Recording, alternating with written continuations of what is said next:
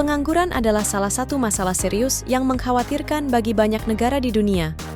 Pengangguran juga menjadi salah satu permasalahan krusial yang menghantui suatu negara.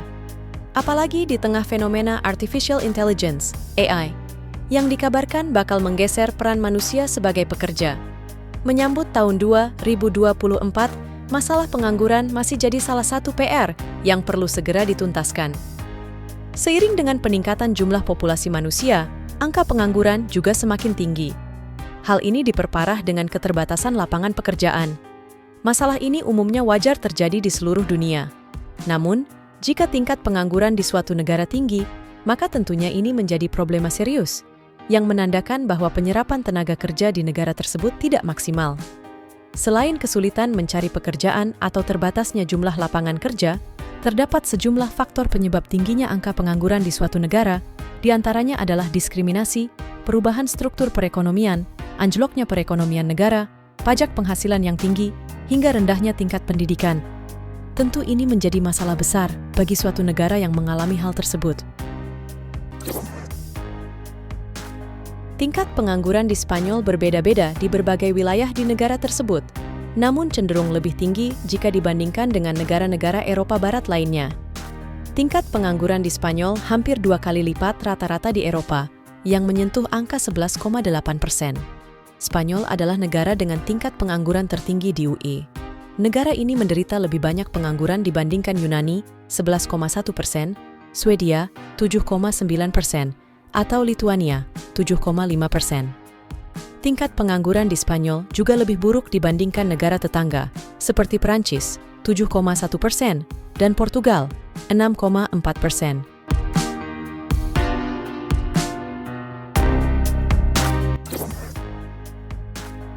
Tingkat pengangguran Maroko naik menjadi 13% pada tahun 2023 dari 11,8% pada tahun sebelumnya, karena sektor pertanian terus kehilangan pekerjaan akibat kekeringan.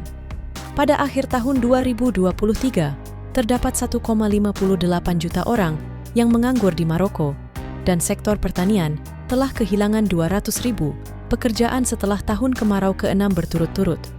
Tingkat pengangguran lebih tinggi di kalangan generasi muda, sebesar 35,8%. Di antara lulusan, jumlahnya mencapai 19,7%, dan di kalangan perempuan 18,3%. Secara terpisah, pemerintah telah mengambil beberapa langkah untuk menghadapi kenaikan harga minyak zaitun di pasar lokal, termasuk memberlakukan pembatasan ekspor buah zaitun dan minyak zaitun hingga akhir tahun 2024. Maroko adalah salah satu produsen dan eksportir zaitun dan minyak zaitun terbesar di dunia. Penanaman zaitun mewakili 68% luas pohon buah-buahan di negara tersebut. Maroko mengekspor sekitar 25.000 ton buah zaitun setiap tahunnya.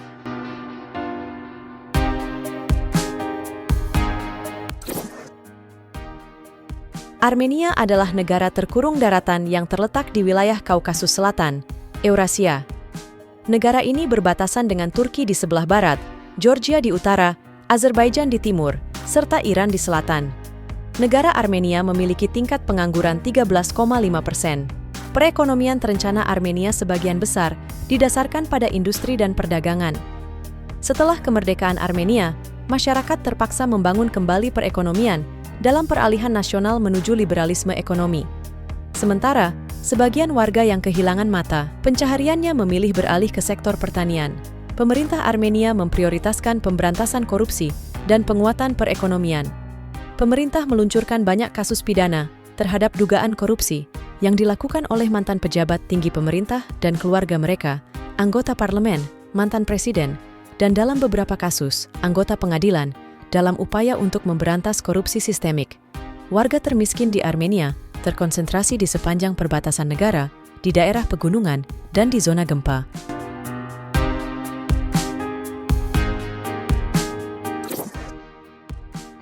Makedonia Utara adalah negara yang terletak di semenanjung Balkan, Eropa Selatan. Negara ini berbatasan dengan Serbia dan Kosovo di utara, Albania di barat, Yunani di selatan, dan Bulgaria di timur. Sejak kemerdekaan Makedonia, tahun 1991 hingga 2010, masalah perekonomian yang paling penting adalah pengangguran. terhentinya produksi pada tahun-tahun pertama kemerdekaan menyebabkan produksi industri dan total produksi menurun. Perekonomian Makedonia telah berjuang melawan tingginya angka pengangguran selama 25 tahun. Selain itu, penurunan angka pengangguran tidak hanya disebabkan oleh penanaman modal asing, namun juga berdampak pada kebijakan pemerintah dalam memerangi pengangguran. Tingkat pengangguran Makedonia Utara mencapai angka 14,3%.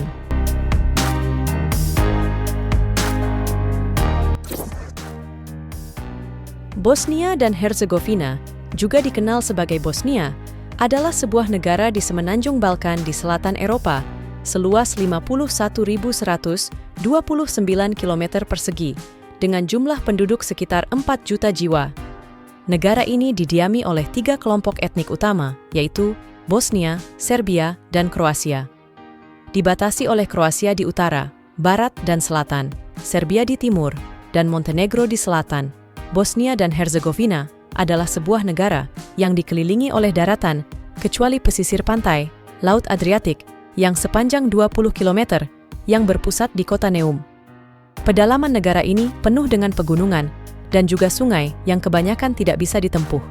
Ibu kota, yang sekaligus kota terbesar ialah Sarajevo. Bosnia dan Herzegovina memiliki tingkat pengangguran 15,3%.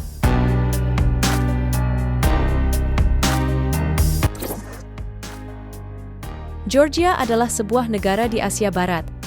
Bekas republik di Uni Soviet ini berbatasan dengan Rusia di sebelah utara, Turki dan Armenia di sebelah selatan, serta Azerbaijan di sebelah tenggara. Laut Hitam terletak di sebelah barat negara ini. Luas wilayah Georgia 69.700 km persegi, dengan jumlah penduduk 3.750.000 jiwa. Kerajaan Georgia mencapai puncak keemasan politik dan ekonomi di bawah pemerintahan Raja David IV dan Ratu Tamar pada abad ke-11 dan 12. Kemudian negara tersebut diinvasi oleh kerajaan-kerajaan yang lebih besar seperti Kekaisaran Mongolia, Kesultanan Utsmaniyah, dan dinasti-dinasti Iran.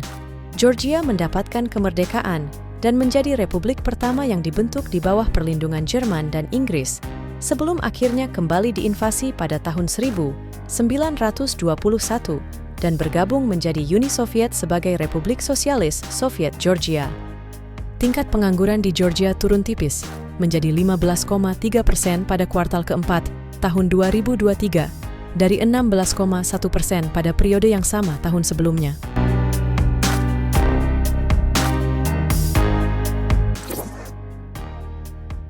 Perekonomian Ukraina telah kehilangan lebih dari 30% PDB setelah invasi Rusia pada tahun 2022. Menurut Kementerian Keuangan, ini merupakan kerugian terbesar dalam aktivitas ekonomi yang dialami negara tersebut sejak kemerdekaan pada tahun 1991. Pemerintah Ukraina berupaya sekuat tenaga untuk mendapatkan kembali pertumbuhan ekonomi. Ini bukan resesi pertama yang dialami negara ini, karena sebelumnya pernah mengalami resesi pada tahun 2014 hingga 2015 akibat konflik di Donbas yang mengakibatkan turunnya harga barang. Ukraina kembali menghadapi resesi pada tahun 2020 akibat pandemi COVID-19. Namun, dalam kedua kasus tersebut, tingkat pemulihan ekonomi rata-rata tidak melebihi 3%. Yang lebih memperburuk situasi adalah emigrasi besar-besaran orang-orang dari Ukraina akibat perang. Sekitar 6 juta warga Ukraina terpaksa mengungsi ke negara-negara lain di Eropa setelah invasi tersebut, dan hampir seperempat dari mereka yang pindah ke luar negeri masih belum yakin apakah mereka akan kembali setelah konflik berakhir. Sekitar 4,7 juta orang telah mendaftar untuk status perlindungan sementara, dan sekitar 77% menyatakan bahwa mereka berencana untuk kembali, namun kepulangan mereka akan bergantung pada laju pemulihan ekonomi. Namun masih ada harapan, karena perekonomian Ukraina telah menunjukkan ketahanan yang sama dengan masyarakatnya. Meski pertikaian terus berlanjut, perekonomian negara sudah mulai stabil. Alasan utama bagi perkembangan positif ini adalah kebijakan pemerintah untuk mengurangi pajak penghasilan serta PPN impor dan pajak bahan bakar, memperlambat inflasi, dan mendukung bisnis Ukraina, sementara perjuangan aktif terus berlanjut. Tingkat pengangguran di Ukraina tercatat 19,4%.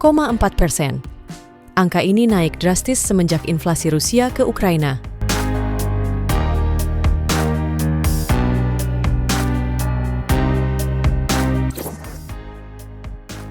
Organisasi Buruh Internasional milik PBB atau ILO pada tanggal 18 Maret 2024 mengungkap data bahwa Perang Gaza telah mendorong angka rata-rata pengangguran di tepi barat dan jalur Gaza naik sampai 24,2%. Sekitar 500.000 lapangan pekerjaan di Palestina hilang sejak serangan 7 Oktober 2023 oleh Hamas. Serangan ini adalah kejadian yang membuat militer Israel melancarkan serangan balik ke Gaza. Jika Perang Gaza berlanjut sampai akhir Maret 2024, maka ILO memperkirakan angka pengangguran diperkirakan melonjak di atas 30%. Kawasan negara-negara Arab mengatakan kehancuran infrastruktur, sekolah, rumah sakit, dan pasar di Gaza telah menghancurkan seluruh perekonomian wilayah itu dan melumpuhkan aktivitas pasar buruh. Dampak terbesarnya akan dirasakan pada kehidupan generasi Palestina berikutnya. Saat ini, kekurangan pasokan bahan makanan pokok di Gaza sudah di level yang sangat memprihatinkan. Jalur Gaza, sampai berita ini diturunkan, masih berada dalam pengepungan total. Bantuan kemanusiaan yang masuk lewat pintu-pintu perbatasan bahkan dibatasi oleh Israel. Lembaga-lembaga kemanusiaan internasional memperingatkan kelaparan sedang membunuh warga Gaza yang selamat dari gempuran bom. Sejumlah laporan mengungkap ada puluhan orang di Gaza yang meninggal karena menahan lapar. Populasi di jalur Gaza sekitar 2,3 juta jiwa, di mana sekitar 2 juta jiwa dari jumlah tersebut dalam kondisi kehilangan tempat tinggal akibat serangan Israel.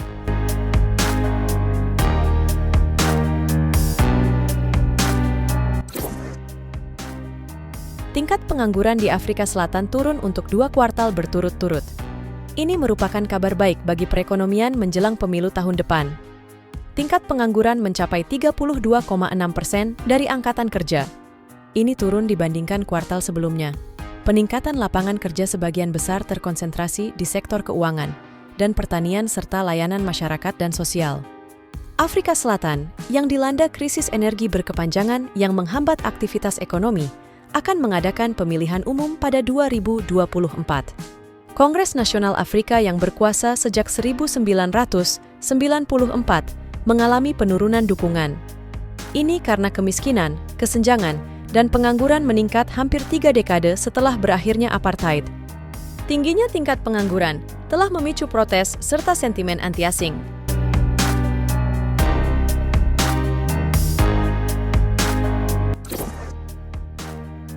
Sudan diproyeksikan menjadi negara dengan tingkat pengangguran tertinggi di dunia tahun 2024, dengan proporsi pengangguran sebesar 47%. Republik Sudan adalah negara yang terletak di timur laut benua Afrika. Sebelum referendum yang memisahkan Sudan menjadi 2 bagian, Sudan merupakan negara ketiga terluas di Afrika, serta terluas ke-16 di dunia. Negara ini berbatasan dengan Mesir di utara, Laut Merah di timur laut, Eritrea di timur, Ethiopia di tenggara, Afrika Tengah di barat daya, Chad di barat, Libya di barat laut, dan Sudan Selatan di selatan. Sudan termasuk salah satu negara yang dilewati Sungai Nil, yang merupakan sungai terpanjang di dunia. Sudan juga merupakan anggota dari PBB, Gerakan Non-Blok, dan juga sebagai pengamat di WTO. Ibu kota negara ini adalah Khartoum, yang merupakan pusat politik, kebudayaan, dan perdagangan. Sementara Omdurman sebagai kota terbesarnya dengan jumlah populasi sebesar 42 juta jiwa. Islam Sunni adalah agama resmi dan terbanyak dianut, sementara bahasa Arab adalah bahasa resmi negara ini. Sementara Indonesia berada di urutan ke-58 dunia dengan proyeksi tingkat pengangguran sebesar 5,3% pada tahun 2023. IMF juga memproyeksikan tingkat pengangguran Tiongkok sama dengan Indonesia pada tahun ini,